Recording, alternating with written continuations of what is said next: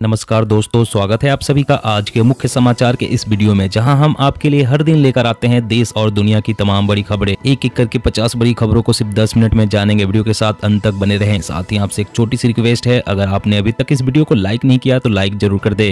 साथ ही वीडियो के नीचे दिए गए इस लाल रंग के सब्सक्राइब बटन को दबा ले और इस घंटी को भी दबाएं ताकि आपको दिन भर की बड़ी खबरों की जानकारी लगातार मिलती रहे। तो चलिए दोस्तों, वीडियो को फटाफट शुरू करते हैं। तो हलवाई की दुकान पर बिकने वाली मिठाई नमकीन पर 1% देना होगा GST.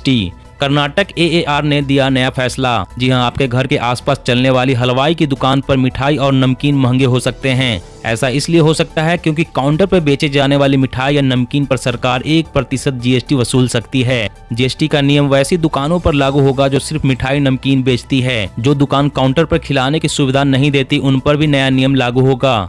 Karnataka authority of advance ruling यानी कि एएआर ने इसका आदेश दिया है। कर्नाटक एएआर ने अपने आदेश में कहा है कि वैसे दुकानदार जो मिठाई नमकीन बनाते हैं और अपने काउंटर पर बेचते हैं लेकिन खाने की सुविधा नहीं देते, उन्हें 1% जीएसटी देना होगा। और अगली बड़ी खबर की बात करें तो भारतीय वायुसेना को फ्रांस से मिले 2 मिराज 2000 लड़ाकू विमान। आईएएफ के फाइटर जेट के बेड़े को मिलेगी मजबूती। जी हाँ, भारत और चीन के बीच सीमा पर जारी तनाव को ध्यान में रखते हुए तीनों सेनाएं अपनी रक्षा क्षमता में इजाफा करने में जुटी हुई है। इसी में भारतीय वायुसेना के लड़ाकू जेट बेड़े को अधिक मजबूती मिली है क्योंकि 2 सेकेंड हैंड मिराज 2000 लड़ाकू विमान फ्रांस से ग्वालियर एयरबेस पर पहुंचे हैं। अब सीमा पर गश्ती बढ़ाने की जरूरत है। ऐसे में इन जहाजों के जरिए वायुसेना को खासी मदद मिलने वाली है। हिंदुस्तान एरोनॉटिक्स लिमिटेड में चल रहे मिराज अपग्रेड प्रोग्राम के तहत विमान को अब नवीनतम मानकों पर अपग्रेड किया जाएगा। मिराज लड़ाकू बेड़े में लगभग 50 विमानों की संख्या बनाने के कार्यक्रम के तहत भारतीय वायुसेना द्वारा इन 2 विमानों को बेड़े में शामिल किया गया है। और अगली बड़ी खबर की बात करें तो अब ट्रेन में बेफिक्र होकर करे सफर। खोए हुए सामान को ट्रैक करने के लिए रेलवे ने शुरू की नई पहल। जी हां, अब से रेल यात्रियों को यात्रा के दौरान अपने सामान की चिंता करने की जरूरत नहीं है। भारतीय रेलवे ने यात्रियों के खोए हुए सामान को ट्रैक करने के लिए नई पहल शुरू की है। नई पहल के तहत यात्री अपने खोए हुए सामानों को आसानी से ट्रैक कर सकता है और उन्हें वापस पा सकता है। रेलवे प्रोटेक्शन फोर्स यात्रियों के साथ साथ उनके सामान की सेफ्टी और सिक्योरिटी सुनिश्चित करने में महत्वपूर्ण भूमिका निभाता है। इस दिशा में आरपीएफ ने मिशन अमानत की शुरुआत की है, जिससे रेल यात्रियों को अपना खोया हुआ सामान वापस मिलना आसान हो गया है। और अगली बड़ी खबर की बात करें तो अब जल्द ही सिर्फ आर्थिक तौर पर कमजोर लोगों को ही मिलेगी एलपीजी सब्सिडी। अगले बजट में सरकार कर सकती है ऐलान। जी हां, अब जल्द ही एलपीजी रसोई गैस पर सब्सिडी केवल आर्थिक तौर पर कमजोर लोगों को ही मिलेगी। दरअसल सूत्रों के मुताबिक सरकार एलपीजी रसोई गैस सब्सिडी के नए दिशा निर्देश जारी करने की तैयारी कर रही है। इस पर अगले साल के बजट में ऐलान हो सकता है। इसके बाद एलपीजी रसोई गैस पर मिलने वाली सब्सिडी सिर्फ कमजोर आर्थिक वर्ग में आने वाले लोगों को ही दी जाएगी। इसके अलावा इन नए दिशा निर्देशों के तहत सरकार का प्रस्ताव है कि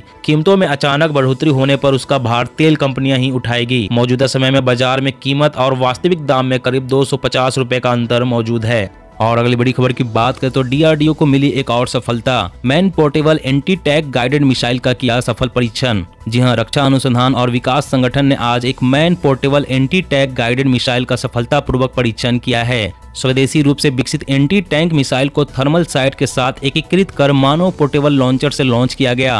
रक्षा मंत्रालय के प्रधान प्रवक्ता ने इस बारे में जानकारी दी है। बताया जा रहा है कि यह मिसाइल भारतीय सेना की पैदल सेना और पैराशूट स्पेशल फोर्स के लिए है। यह एक पोर्टेबल मिसाइल है जिसे एक से दूसरी जगह आसानी से लेकर जाया जा सकता है। इसे अधिकतम 2.5 किलोमीटर की रेंज तक एक तिपाई का इस्तेमाल कर लॉन्च किया जा सकता है। और अगली बड़ी खबर की बात करें तो अब आधार के जरिए फाइनेंशियल फ्रॉड पर लगेगी लगाम। एनपीसीआई ने दिया ये प्रस्ताव। जी हां, national payments corporation of India के एक शीर्ष अधिकारी ने टैक्स चोरी सहित वित्तीय अपराधों का पता लगाने के लिए आधार लिंक्ड टेक्नोलॉजी के इस्तेमाल का प्रस्ताव रखा है। उन्होंने कहा कि टैक्स चोरी हमारे देश में एक बड़ा मुद्दा है। आज पैन और आधार को आपस में जोड़ने के साथ ही जब किसी ग्राहक के पास कई बैंकों में खाता है और आधार वहां जुड़ जाता है, अगर हम संदिग्ध मामलों के लिए डेटा पर थोड़ी और नजर रखें तो ये पता लगा सकते हैं कि क्या देश में कर चोरी हो रही है या नहीं। अधिकारी ने कहा कि आधार लिंक टेक्नोलॉजी बेहद महत्वपूर्ण साबित हो सकती है। आधार के जरिए फाइनेंशियल फ्रॉड पर पूरी तरह से लगाम लगाई जा सकती है। कोरोना से निपटने के लिए जिला स्तर पर बनेगी कमेटी। डॉक्टर, पुलिस और अन्य अधिकारी होंगे शामिल। मनसुख मंडाविया का निर्देश। जी हां, कोरोना वायरस संक्रमण के बढ़ते मामलों के बीच केंद्रीय स्वास्थ्य मंत्री मनसुख मंडाविया ने देश भर में जिला स्तर पर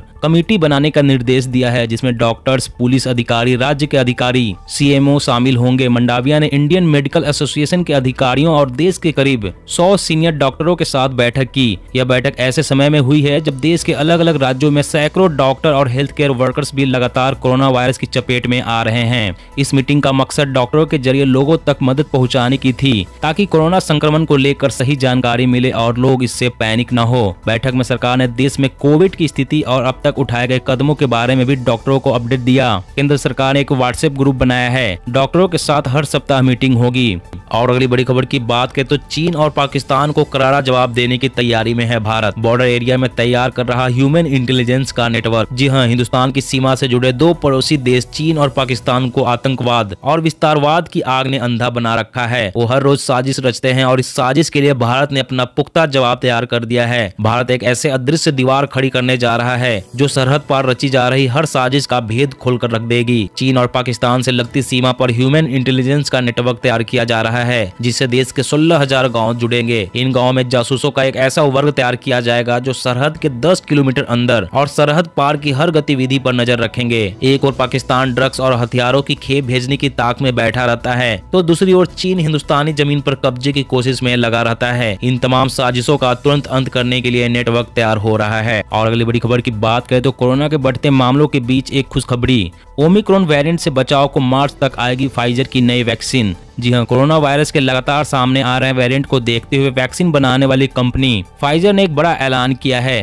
फाइजर इंक के चीफ एग्जीक्यूटिव का कहना है कि कंपनी कोरोना वायरस के नए वेरिएंट ओमिक्रॉन को देखते हुए अपनी वैक्सीन को रीडिजाइन कर रही है। कंपनी को उम्मीद है कि ये नई वैक्सीन इस नए वेरिएंट पर कारगर साबित होगी। चिप के मुताबिक इस वर्ष मार्च तक ये नई वैक्सीन लॉन्च कर दी जाएगी। बता दें कि महामारी शुरू होने के बाद से अमेरिका में लगातार कोरोना के रिकॉर्ड टूट रहे हैं। जानकारी के मुताबिक फाइजर के अलावा इस काम में उनकी सहयोगी कंपनी बायोएनटेक एसई भी लगी हुई है। दोनों कंपनियां एक ऐसी वैक्सीन को विकसित करने में लगी है जो ओमिक्रॉन वेरिएंट पर पूरी तरह से कारगर हो। और अगली बड़ी खबर की बात करें तो आने वाला है नया बिजली कानून। अब फ्री बिजली के दिन जाएंगे, सब्सिडी ग्राहक के खातों में आएगी, कंपनियां पूरा बिल वसूलेगी। जी हां, केंद्र सरकार बिजली क्षेत्र में बड़ा बदलाव करने जा रही है। नए बिजली बिल का ड्राफ्ट फाइनल कर दिया गया है। इससे देश के करोड़ों बिजली ग्राहक सीधे प्रभावित होंगे। इसमें बड़ा बदलाव यह किया गया है कि सरकार अब बिजली कंपनियों को सब्सिडी नहीं देगी, बल्कि ग्राहकों के खातों में ट्रांसफर करेगी, जैसे रसोई गैस सब्सिडी दी जाती है। दूसरी ओर बिजली कंपनियां ग्राहकों से पूरा बिल वसूलेगी, यानी ग्राहकों को बिजली पूरी कीमत पर ही मिलेगी। फिर स्लैब के हिसाब से सरकार ग्राहकों के खातों में सब्सिडी ट्रांसफर करेगी। इसका सबसे बड़ा असर यह होगा कि मुफ्त बिजली के दिन खत्म हो जाएंगे, क्योंकि कोई भी सरकार मुफ्त बिजली नहीं दे सकेगी।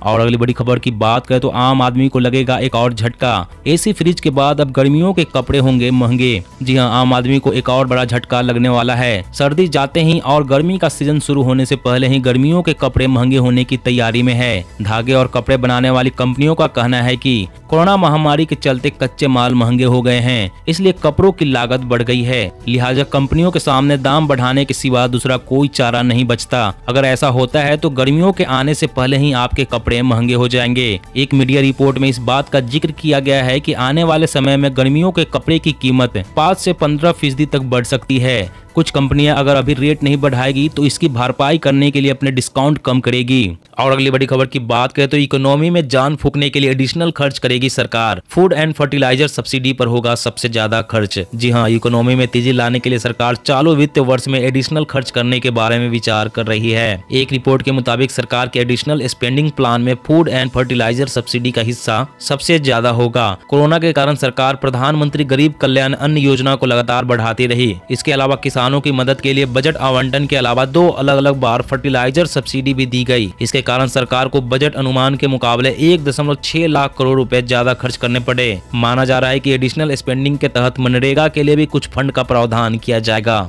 और अगली बड़ी खबर की बात करें तो वैक्सीन की दोनों डोज लगवाए बिना ट्रेन में नहीं कर पाएंगे सफर, रेलवे की नई गाइडलाइन। जी हां, देश में इन दिनों कोरोना के नए वेरिएंट ओमिक्रॉन के मामलों में काफी तेजी वृद्धि हो रही है। इसी के मद्देनजर कोरोना संक्रमण को रोकने के लिए भारतीय रेलवे ने नई गाइडलाइंस जारी की है। दरअसल दक्षिण रेलवे ने लोकल ट्रेन में सफर करने वाले लोगों के लिए नया नियम निर्धारित किया है। इस नियम के तहत रेल में ऐसे लोगों को एंट्री नहीं दी जाएगी जिन्होंने कोरोना का टीका नहीं लगाया है। लोकल ट्रेन में no vaccine no entry policy लागू की गई है। इतना ही नहीं, यदि किसी व्यक्ति ने कोरोना की केवल पहली डोज ली है तब भी उन्हें ट्रेन में यात्रा करने की अनुमति नहीं मिलेगी। दोनों डोज अनिवार्य है। अब यात्रा टिकट या मासिक सीजन टिकट जारी करने के दौरान यात्रियों को वैक्सीनेशन का सर्टिफिकेट दिखाना होगा। जिसके पास वैक्सीनेशन का सर्टिफिकेट नहीं होगा उनको टिकट नहीं दी जाएगी। तो आज की खबरों में बस इतना ही। इसी तरह हर रोज काम की खबरें जानने के लिए आप हमेशा हमारे साथ जुड़े रहें। हमारे साथ जुड़ने के लिए वीडियो के नीचे दिए गए इस लाल रंग के सब्सक्राइब बटन को दबा लें और साथ ही इस घंटी को भी दबाएं ताकि आपको हर खबर की सटीक जानकारी मिल सके। जय हिंद, जय भारत।